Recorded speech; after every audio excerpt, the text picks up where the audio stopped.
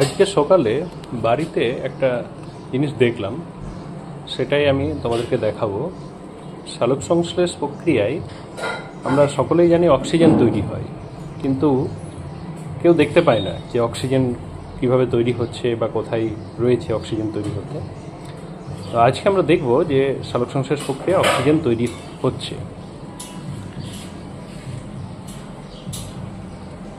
আমরা খুব সুন্দরভাবে বাবেলগুলি দেখতে পাচ্ছি এখানে। এখানে যেখানে এই শ্যাওলাগুলি রয়েছে এগুলি আসলে স্পাইরোগাইরা, এক ধরনের ফিলামেন্টাস গ্রিন অ্যালগি। ঠিক সেখানে সেখানে এই বাবেলগুলি পরিষ্কার দেখা যাচ্ছে। আসলে ওরা সালোকসংশ্লেষের মাধ্যমে অক্সিজেন তৈরি করছে এবং হাত দিলে সেগুলো দেখা যাবে যে এগুলো অন্য কিছুই নয়। যে এইভাবে আমরা দেখতে পেলাম যে সালোকসংশ্লেষে অক্সিজেন তৈরি হচ্ছে।